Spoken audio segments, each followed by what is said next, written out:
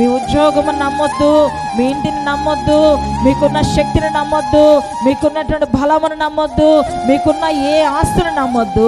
అందరూ కూడా 2 చేతులు పైకెత్తి నేను దేవుణ్ణి నమ్ముతున్నాను, ఆయన సర్వోన్నతుడైన దేవుడు, ఆకాశాన్ని భూమిని కలుగు చేసినటువంటి ఆయనే నాకు ఆశ్రయమని మన ఒట్టి చేతులు ఎత్తి ప్రభుకి తెలియచేద్దామా?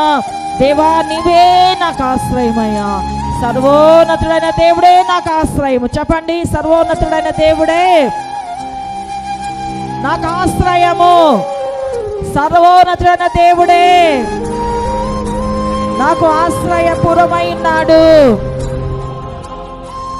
అవును ప్రియమైన వాళ్ళారా, దేవుని యొక్క సన్నిధానంలో అబ్రహాము దేవుని వైపు చేతులెత్తి నీవే నాకు దిక్కయ్యా, నీవే నాకు దిక్కయ్యా, నాకు ఏ దిక్కు లేదయ్యా, నాకు ఏ సహాయము లేదయ్యా అని చెప్పి దేవుని వైపే తన చెయ్యెత్తినట్లుగా మనము చూస్తున్నాం.